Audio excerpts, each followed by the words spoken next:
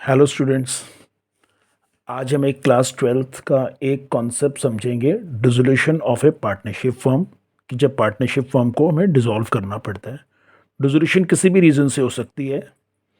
जैसे कि गवर्नमेंट हमें कहता है कि तुम इलीगल बिजनेस कर रहे हो, चलो जी अपना बिजनेस बंद करो। 3 पार्टनर थे, 3 में से 2 पार्टनर मर गए, एक पार्टनर ऑटोमेटिकली पार्टनरशिप ख़त्म।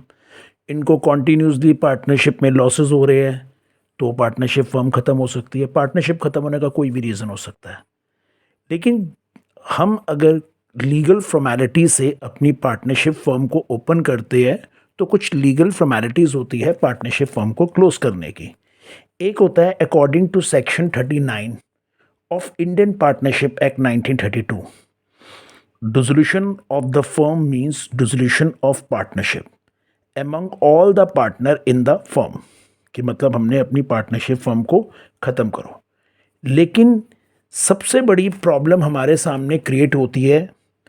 Generally 2 problem arise at the time of dissolution. Dissolution के टाइम पे 2 प्रॉब्लम्स आती है। एक आती है सेटलमेंट ऑफ अकाउंट, जो सेक्शन 48 के अंदर आता है। एक होता है payment of firm debts and private डेब्ट, सेक्शन 49 के अंदर आता है।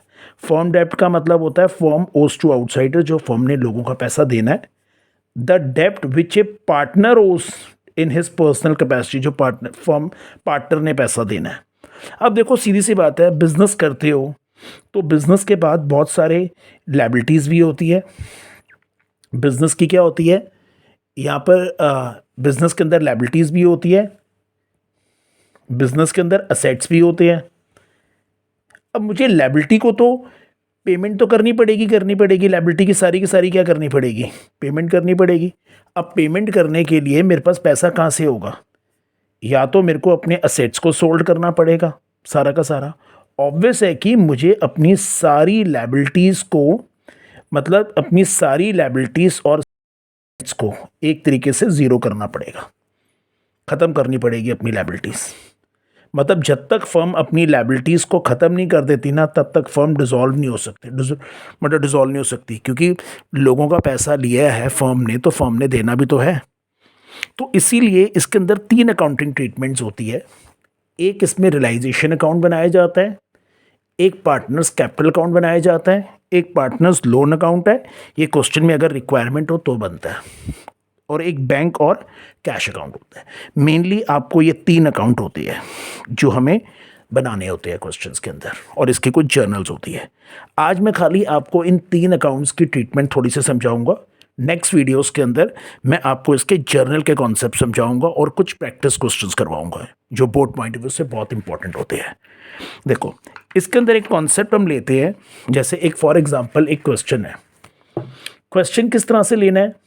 हमेशा आपको क्वेश्चंस के अंदर ओल्ड बैलेंस शीट गिवन होगी। जो क्वेश्चंस के अंदर क्या होगा, आपको एक ओल्ड बैलेंस शीट गिवन होगी। ओल्ड बैलेंस शीट के अंदर एक लायबिलिटी साइड होती है और एक असेट साइड होती है। लायबिलिटी हमेशा क्रेडिट होती है, असेट्स ऑलवेज डेबिट होते हैं। सबसे पहले लायबिलिटी में से जितनी भी आपकी लायबिलिटी है, लायबिलिटी साइड में हम देखेंगे जो भी पार्टनर्स के बैलेंस होंगे, वो हम पार्टनर के बैलेंस यहां पर कॉपी करेंगे। कोई भी रिजर्व्स होगा, वर्कमैन कंपनसेशन फंड होगा, वो हमें इनके अकाउंट में ट्रांसफर करना पड़ेगा, राइट। लायबिलिटी में कोई भी पार्टनर का लोन होगा, वो हमें इमीडिएटली पे करना पड़ता है। बाय पार्टनर्स लोन की पेमेंट करनी होती है। अगर क्वेश्चंस में कोई भी अगर इसकी एडजस्टमेंट नहीं है, डायरेक्टली हमें लोन की पेमेंट जो भी पार्टनर से फर्म की जो लायबिलिटी है, फर्म इमीडिएटली उसको पे कर देगा। ले लो जी। उसके बाद फर्म के पास जितनी भी लायबिलिटी बची होगी, रिजर्व्स, कैपिटल और लोन देने के बाद जो भी सारी लायबिलिटी को फर्म क्रेडिट साइड पे ट्रांसफर करेगा, क्योंकि लायबिलिटी हमेशा क्रेडिट होती है बच्चों। तो यहां पर आएगा बाय सन्ड्री लायबिलिटी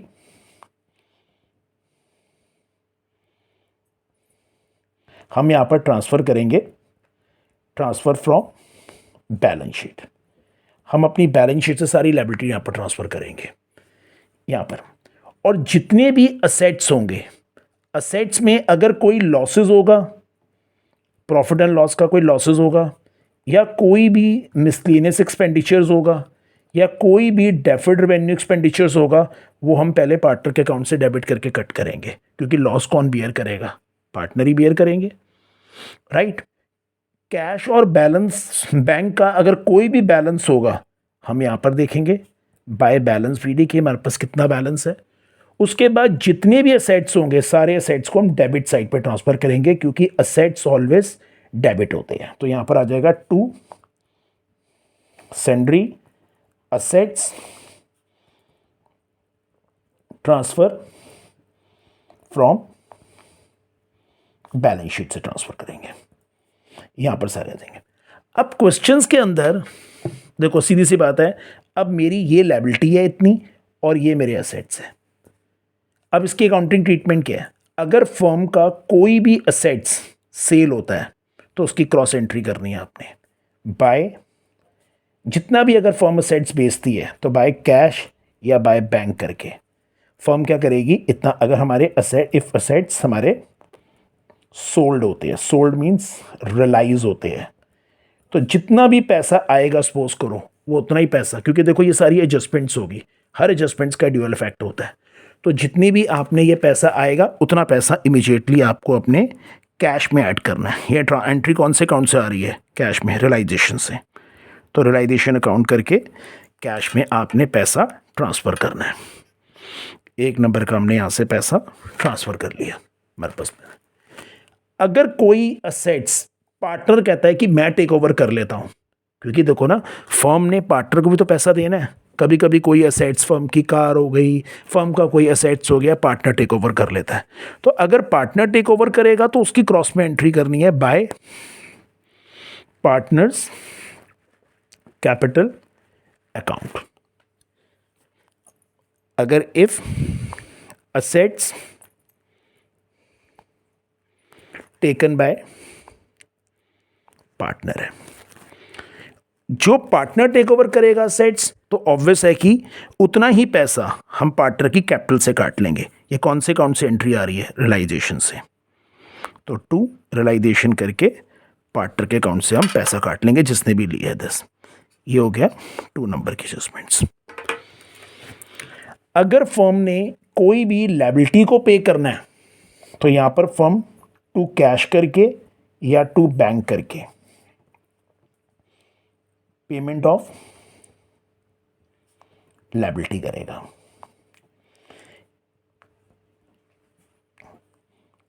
फर्म जितनी भी लायबिलिटी पे करेगा फर्म को अपने कैश में से कट करनी पड़ेगी। बाय रियलाइजेशन अकाउंट से एंट्री आ रही है 3 नंबर, तो फर्म इसकी क्या करेगा? पेमेंट करेगा। 3 नंबर की एडजस्टमेंट्स हो गई यहां पर, राइट। अगर कोई लायबिलिटी पार्टनर टेक ओवर करता है, पार्टनर कहता है कि मैं फर्म के क्रेडिटर को पे कर दूंगा या मैं बिल्स पेबल की पेमेंट कर दूंगा, अगर कोई लायबिलिटी पार्टनर टेक ओवर करता है तो डेबिट साइड पे लायबिलिटी, क्योंकि कैंसिल कर रहे हैं हम, टू पार्टनर्स कैपिटल अकाउंट। अगर लायबिलिटी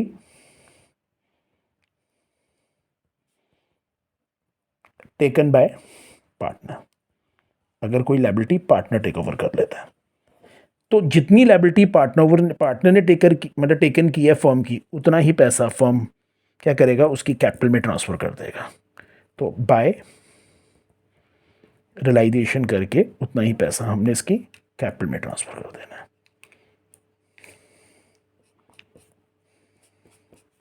राइट। अब डिसोल्यूशन के टाइम पे ना कई सारे एक्सपेंसेस भी होते हैं, पैसा खर्च भी होता है।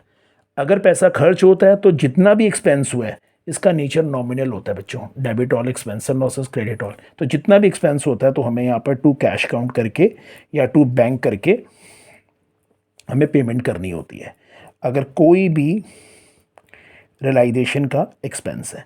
अब जितनी भी रियलाइजेशन एक्सपेंस की पेमेंट कर रहे हो उतना ही पैसा हमें बाय रियलाइजेशन अकाउंट करके पे करना होता है कैश में से। तो इसकी एडजस्टमेंट्स कहाँ चली गई? सीधा कैश में से पे किया तो उतना कैश का बैलेंस। हम इसको क्लोज करेंगे। क्लोज करने के बाद अगर कोई भी यहाँ पर हमारा बैलेंस बचता है, सपोज करो क्रेडिट साइड ज़्यादा है डेबिट साइड कम है, तो यहाँ पर बचेगा, मैंने अभी बताया इसका नेचर नॉमिनल है, डेबिट ऑल एक्सपेंस क्रेडिट। अगर क्रेडिट साइड ज़्यादा है प्रॉफिट की, डेबिट साइड कम है, तो यहाँ पर मेरा आ जाएगा रियलाइजेशन प्रॉफिट। और ये प्रॉफिट मैं क्या करूँगा, ट्रांसफ़र करूँगा, ट्रांसफ़र टू कैपिटल अकाउंट में। तो ये प्रॉफिट मुझे किसको देना पड़ेगा, टू रियलाइजेशन प्रॉफिट करके पार्टनर्स के अकाउंट में क्रेडिट करना पड़ेगा। अगर मैं ये प्रॉफिट इनके अकाउंट में क्या करूँगा, क्रेडिट करूँगा, राइट। और अगर बैलेंस यहाँ आता है, दोनों में से एक ही निकलेगा, या तो प्रॉफिट होगा या लॉस होगा। यहाँ पर बैलेंस आता है तो उस बैलेंस को हम बोलेंगे रियलाइजेशन का लॉस। ये भी मैं ट्रांसफ़र किसको करूँगा, ट्रांसफ़र टू कैपिटल अकाउंट। और ये टू रियलाइजेशन लॉस करके ये पैसा मैं इनके अकाउंट से, पार्टनर के अकाउंट से ही काट लूँगा, जो भी इनके पास। फिर मुझे फाइनली क्या करना पड़ेगा बच्चों, अकाउंट्स क्लोज करने हैं।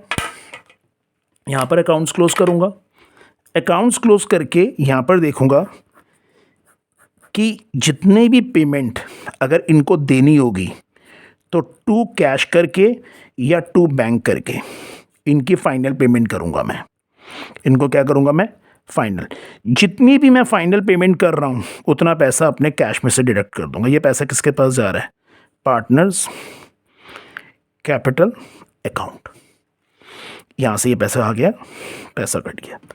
तो अल्टीमेटली मैं इसको क्या कर रहा हूँ, इसको मैं फाइनल पेमेंट कर रहा हूँ।